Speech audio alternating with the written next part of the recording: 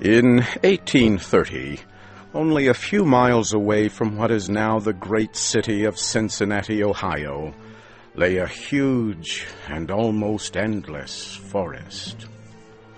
The area had a few settlements established by people of the frontier.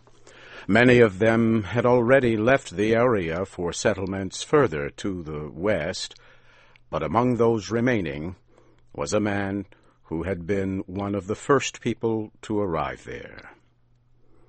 He lived alone, in a house of logs, surrounded on all sides by the great forest. He seemed a part of the darkness and silence of the forest, for no one had ever known him to smile or speak an unnecessary word. His simple needs were supplied by selling or trading the skins of wild animals in the town.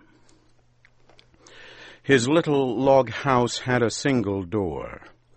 Directly opposite was a window. The window was boarded up. No one could remember a time when it was not, and no one knew why it had been closed. I imagine there are few people living today who ever knew the secret of that window, but I am one, as you shall see. The man's name was said to be Murlock. He appeared to be 70 years old, but he was really 50. Something other than years had been the cause of his aging. His hair and long, full beard were white. His gray, lifeless eyes were sunken. His face was wrinkled. He was tall and thin, with drooping shoulders, like someone with many problems. I never saw him. These details I learned from my grandfather. He told me the man's story when I was a boy. He had known him when living nearby in that early day. One day, Murlock was found in his cabin, dead. It was not a time and place for medical examiners and newspapers. I suppose it was agreed that he had died from natural causes, or I should have been told and should remember. I know only that the body was buried near the cabin, next to the burial place of his wife. She had died so many years before him that local tradition noted very little of her existence. That closes the final part of this true story, except for the incident that followed many years later. With a fearless spirit, I went to the place and got close enough to the ruined cabin to throw a stone against it. I ran away to avoid the ghost which every well-informed boy in the area knew haunted the spot. But there is an earlier part to this story, supplied by my grandfather.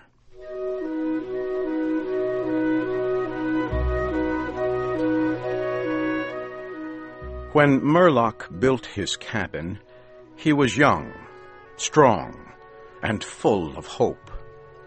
He began the hard work of creating a farm. He kept a gun, a rifle, for hunting to support himself. He had married a young woman in all ways worthy of his honest love and loyalty. She shared the dangers of life with a willing spirit and a light heart. There is no known record of her name or details about her. They loved each other and were happy. One day, Murlock returned from hunting in a deep part of the forest. He found his wife sick with fever and confusion. There was no doctor or neighbor within miles. She was in no condition to be left alone while he went to find help. So Murlock tried to take care of his wife and return her to good health.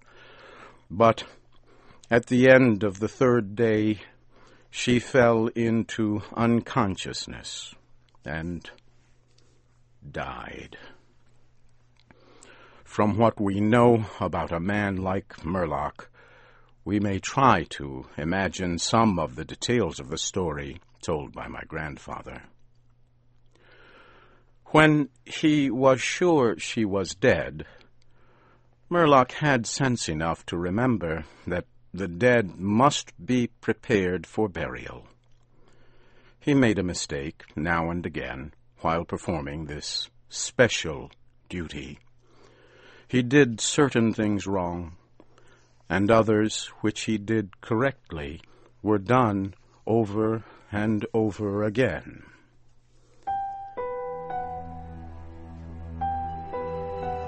He was surprised that he did not cry, surprised and a little ashamed.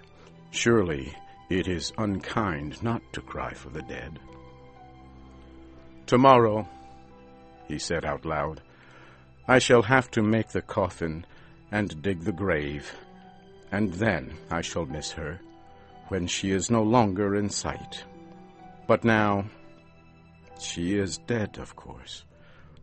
But it is all right. It must be all right somehow. Things cannot be as bad as they seem." He stood over the body of his wife in the disappearing light. He fixed the hair and made finishing touches to the rest. He did all of this without thinking, but with care.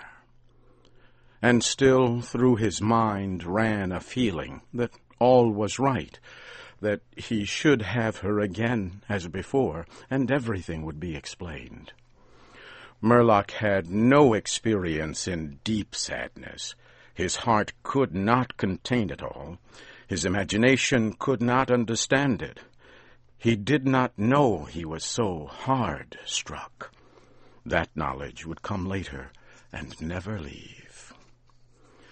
Deep sadness is an artist of powers that affects people in different ways. To one it comes like the stroke of an arrow, shocking all the emotions to a sharper life. To another it comes as the blow of a crushing strike. We may believe Murlock to have been affected that way. Soon after he had finished his work, he sank into a chair by the side of the table upon which the body lay. He noted how white his wife's face looked in the deepening darkness. He laid his arms upon the table's edge and dropped his face into them, tearless and very sleepy. At that moment, a long screaming sound came in through the open window. It was like the cry of a lost child in the far deep of the darkening forest, but the man did not move. He heard that unearthly cry upon his failing sense, again and nearer than before. Maybe it was a wild animal, or maybe it was a dream, for Murlock was asleep.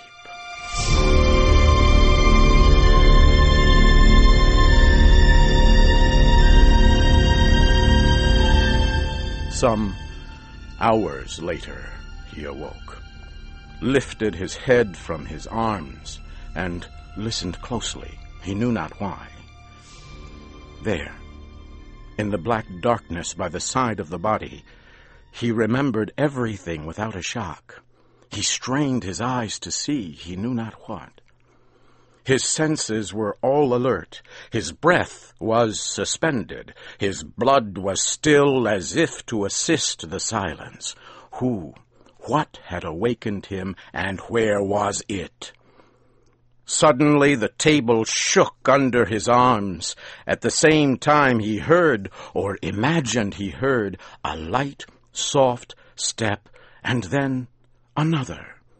The sounds were as bare feet walking upon the floor. He was afraid beyond the power to cry out or move. He waited, there in the darkness, through what seemed like centuries of such fear. Fear as one may know, but yet live to tell. He tried, but failed to speak the dead woman's name. He tried, but failed to stretch his hand across the table to learn if she was there. His throat was powerless. His arms and hands were like lead. Then something most frightful happened. It seemed as if a heavy body was thrown against the table with a force that pushed against his chest. At the same time, he heard and felt the fall of something upon the floor. It was so violent a crash that the whole house shook. A fight followed, and a confusion of sounds impossible to describe. Murlock had risen to his feet. Extreme fear had caused him to lose control of his senses. He threw his hands upon the table. Nothing was there. There is a point at which fear may turn to insanity, and insanity incites to action. With no definite plan, and acting like a madman, Murlock ran quickly to the wall. He seized his loaded rifle, and without aim, fired it. The flash from the rifle hit the room with a clear brightness. He saw a huge, fierce panther dragging the dead woman toward the window. The wild animal's teeth were fixed on her throat. Then there was darkness, blacker than before, and silence.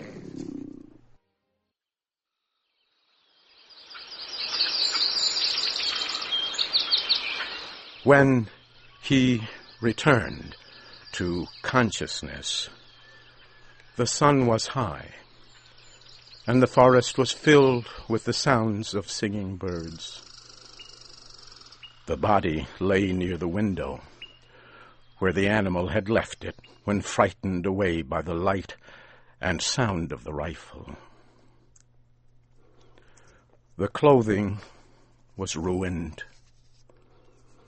The long hair was in disorder. The arms and legs lay in a careless way, and a pool of blood flowed from the horribly torn throat. The ribbon he had used to tie the wrists was broken. The hands were tightly closed, and between the teeth was a piece of the animal's ear.